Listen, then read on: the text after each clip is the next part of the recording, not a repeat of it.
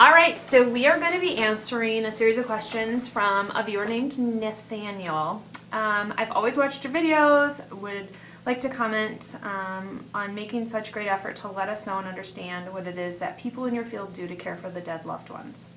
So here's some questions. 1, what is the ideal time that a dead body should be embalmed? Are there any instances that a person that might have already been declared dead by a doctor may still come back to life while being treated with embalming fluid at the prep room? I get that question all the time. Okay. All the time. Yeah, so ideal time, I'm not sure if you mean like time of day. Obviously, not 2 a.m. is ideal for us. I think his question would be but- more so, is there a time frame to when Right. you start, not length of time? And I think for us, small town world, we start as soon as we possibly It's can. pretty much Right. immediate. Yeah. But there are funeral homes that are 9 to 5, and your loved one may stay in And- cold storage. Right, until morning. Until 9, 8, when the embalmers come in. It's not my preference, but it's not my world, so. Sooner than later, I would say, Sooner is than later. what we would always want, but sometimes it is 2-3 days before the family makes up their mind, maybe where they want to use, where they want to go. Yeah. But the longer the delay, the more complications we run into on our side. And in terms of people being alive on the table, I'll let you guys answer. I'll this be one. honest. I feel like I've I answered feel it like this is 100 a times. Paramedic answer. It's like a CSI, kind of a series, where Right. you're on the table and then all of a sudden someone just either wakes up or you make an incision and they start to actually like pulse React. and bleed or whatnot. It's not the case. When they get to us, I've never experienced it to a point of having someone wake up on the table while we're actually doing preparation. So I don't know that, there would be some liability, I think, with the doctor in the care of that patient. We hear So- we hear those stories in other countries. hear 'em, we but- read them in the papers. You hear them, but that's the thing is, are they true? Are they not? I don't know. I've never experienced it. I'm limited, being 2 years into the business. So maybe Brian or Kari can hit on that. My only point is that, the stories that we see in the news, and they're always in some other country, the person that was declared dead was either declared dead incorrectly because they were alive, or, There are instances where your heart rate can slow down, enough to a point where you could be considered declared dead. It does happen, very, very rare, but it's not something that is happening on a weekly basis well, in our funeral. when we have someone come into our care center, our preparation room, our embalming room, it's pretty obvious. There's really no They're question. gone. They're gone. I mean, unfortunately, as much as we hate to say it, dead is dead, and there are obvious signs of death. And I think when I have had people that are, they died at the nursing home, they want us to come right away, or at the home, we have them back to the funeral home within like an hour or 2 of when they died, and they're so warm. I always do go, okay, right before I make the incision, because I'm like, they are really warm, and it's very different than a lot of the cases where they don't call us for 12 hours because they're waiting for loved ones, or they go into the cold storage at the hospital, Yeah. or, those situations where we know I mean, they're gone. I've taken a pulse before, and it's Yeah. not because the appearances of death aren't there. They're there. It was more for me than anything else. I know they're gone. But like you said, temperature can stick around for hours. Right? Yeah. You just never know. How much embalming fluid is needed on an average sized person? Are there any cases wherein a body might have to be treated with so much fluid that it may have an effect on how it looks for public viewing? They saw some bulging nerves on a forehead. It was due to the formalin, which we don't use formalin, but it was quite disturbing. Bulging So- nerves, I don't know about. Probably Or vein. Probably I think it vein. I would was- say vein, yeah. Yeah. The vascularity. It depends. I mean, these people that come to us sometimes have been spent sometimes years in the hospital, sometimes months. So they've had all different types of medications that have gone through that vascular system. So that has to be treated, especially if you've got some issues with uremia, uric acid, anything like that. You usually have to have a pretty aggressive formaldehyde content or formaldehyde demand to treat that. So it does vary. I mean, on a easy case, it could be What's just that?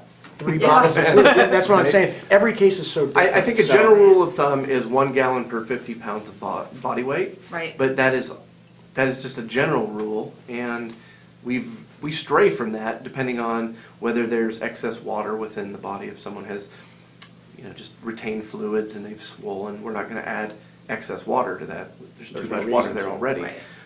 So And our volume of solution may go down, but our strength, our concentration may go up.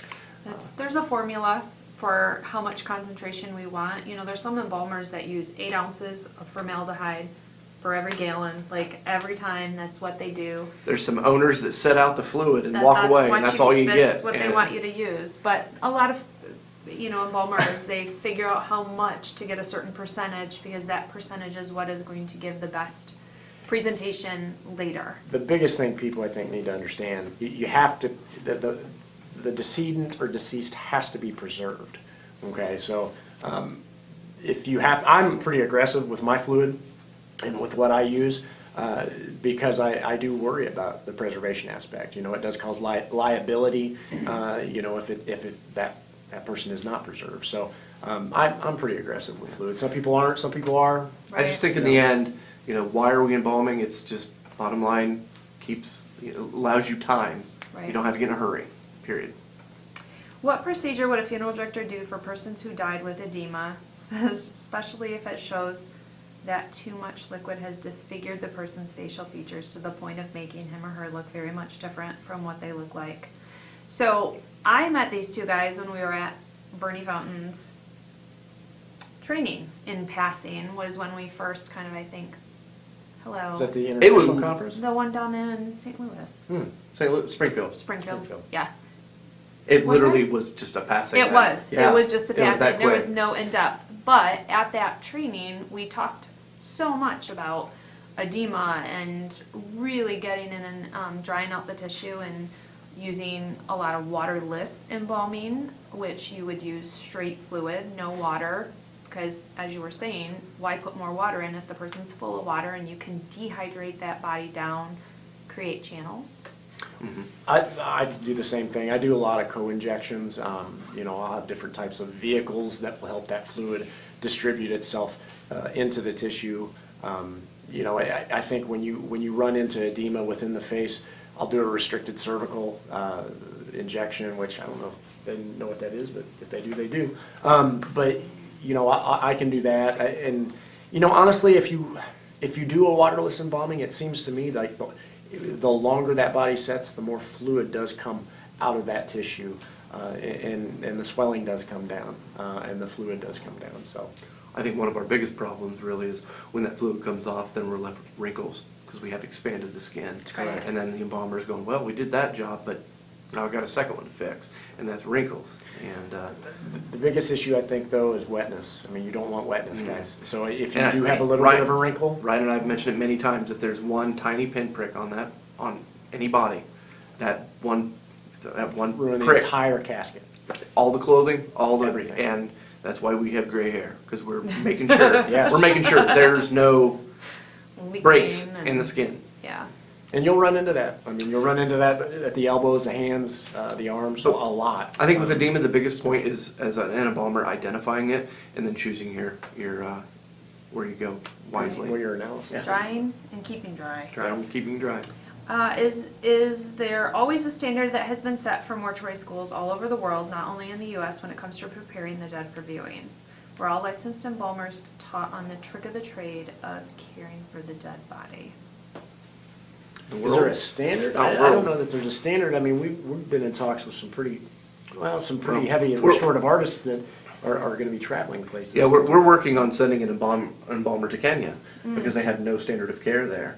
And we have a fellow embalmer, frankly, here in Michigan that is willing to go. We're going to raise the money Trying to for raise him. some funds for him. And we're going to send him over there, and we're going to start that process of starting a standard of care. Now, we have a basis of standard of care in the United States, but we have 50 individual states and territories. We have different rules everywhere you Right. go. Everywhere. And it's as frustrating to us as it is to the consumer. Well, and some funeral homes, you may do a viewing without embalming for like an identification process, but that is going to look different at every funeral home. So there is no set standard. Some may bathe the body completely, dress them in a hospital gown, put them out. Some may just close the mouth and eyes and put them out without bathing. So there's different levels, I think, that a funeral home goes to depending on staffing and time and Permissions from the family. effort. Yes, Yeah. greatly. I would hope that everyone would be bathed and cleaned, but I know it's not the case. Correct. It all goes on permissions from the family. You tell us what you'd like us to do.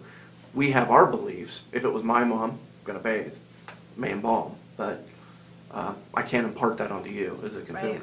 Can't. So I think there's different levels. There's definitely, we're all taught to embalm essentially the same way in school and essentially the same.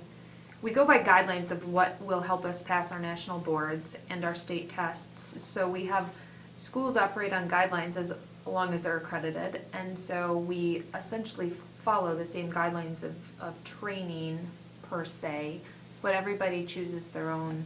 Yeah, I think methods with outside of mortuary that. school, it will give you a foundation to build your career on. And Ryan has had a That's different great. mentor than I have. He's been taught to embalm similarly, but differently than I have.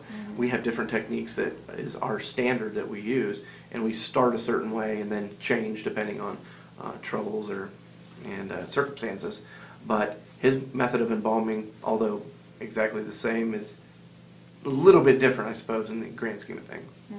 I often see discoloration on the hands and nails of dead persons that I've been seeing at public viewing. It looks so dead and dry, and usually they turn into green and looks very unsightly inside the casket. Are there any ways to correct this discoloration of the skin, particularly around the hands and feet? I saw in one instructional video how some embalmers would put makeup on it. It's not a common practice here in our country. He's from the Philippines. Oh, very well. This is coming out. Yeah, I mean, cosmetically, we can do some things. I think, I'm a big fan of trying to do things internally by using dyes or whatever else. You can bleach the skin out to create a little bit more of a softer base to put cosmetics on.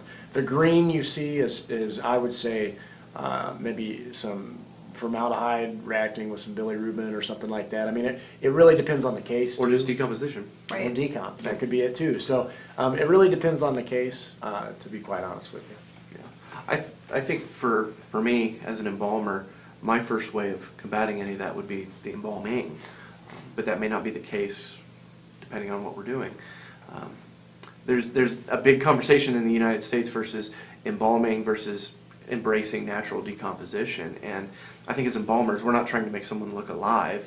We're just trying to give them that one final respect of cleaning and bathing and preserving to keep nature at bay for a short period of time. It's Go ahead, finish. Oh, what you're were saying. okay. I think people have to understand what we're doing. They're not going to look alive. They are dead. You have to remember that. What we're going for, as I would say embalmers and funeral directors, is an acceptable and recognizable look. It's not going to be identical. People have to realize that. I've heard people come up to the casket in the past, well, it doesn't necessarily look like mom at all. Well, that's because mom's soul, mom is not there. You know what I mean? well, and as funeral directors, we don't want to say it, but we've never seen mom dead before. That's a good point. Right. We So don't how want to would say you know that. what mom we would can't. look like? We really can't look at you and go, well, here's this. But no, we just understand. And then sometimes there are some challenges too with the embalming. So, yeah. But to quickly answer that question, embalming first, that will change the discoloration. If that doesn't, then we have a problem with the embalmer. If we're not embalming, then our only really recourse is going to be cosmetics, I think. Yeah. We're going to have to cover. At that point in time, I'm not sure why it's necessary to be covering with cosmetics if we're not embalming. But that's just my personal opinion.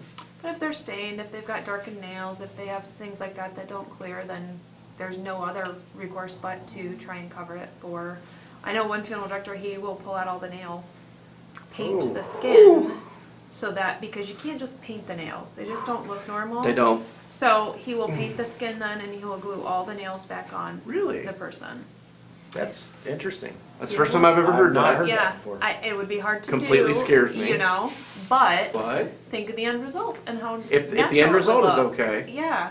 Oh, So it's one of those, it's extreme restoration. that is extreme essentially. restoration, yeah. And you do get permission from the family to do that stuff. It's not like we're gonna go pull out body parts without I've never heard of that. family. Never. You learned something today, Ryan? That's why we do this. Well, Ah. How long will it take for a treated body to decompose after it's been buried? And I get this question all the time, and I say, there's no answer. Oh, no. You can't give an answer. Well, the big question is, are we going to check?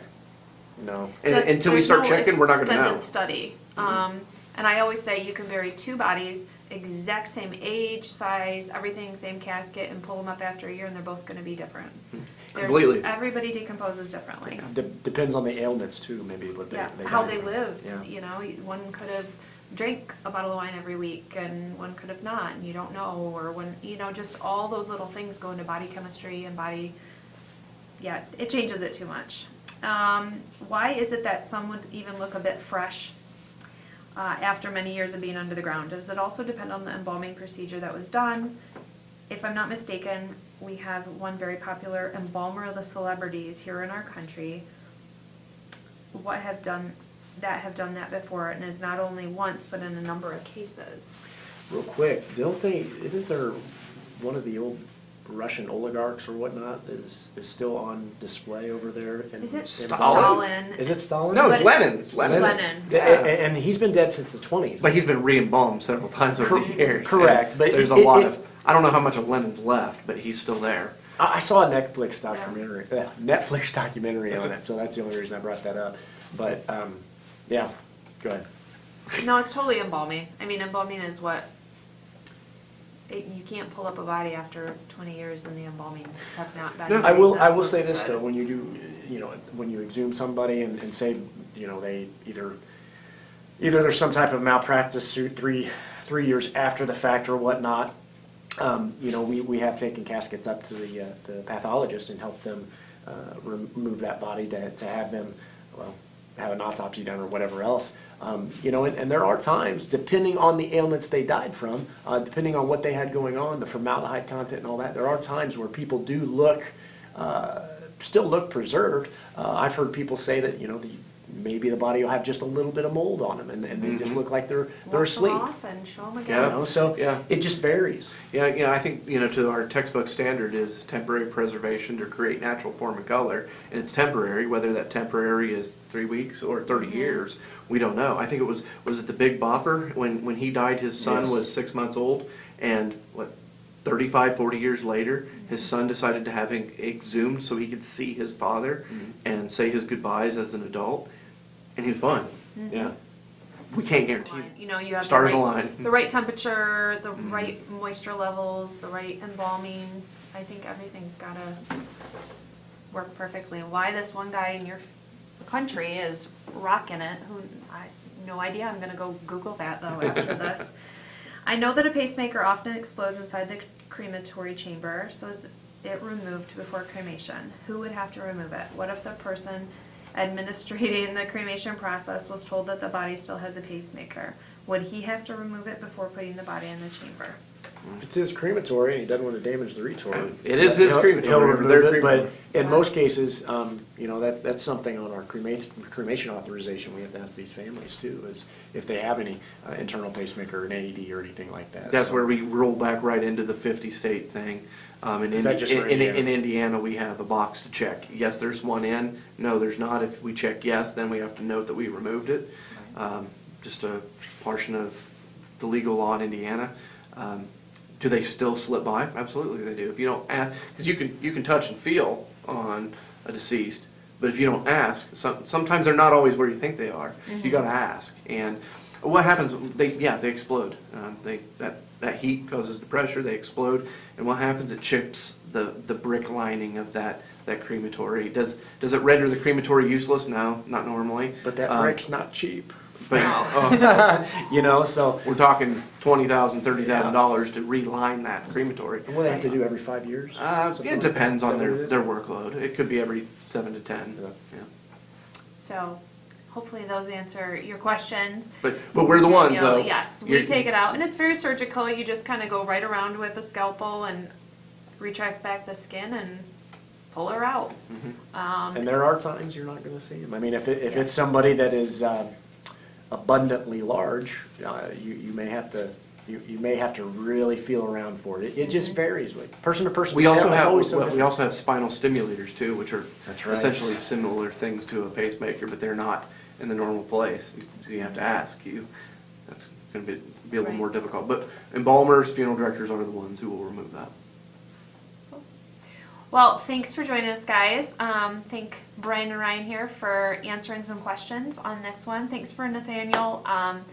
We have talked before, Nathaniel, now that I saw you are Nathaniel from the Philippines. We have talked about embalming over there. So it's always good to interact with you and find out what's going on in other countries because, as you said, like in Kenya, and it's always a different format for the things you do and the routines you follow. So keep sharing, post below, comment below.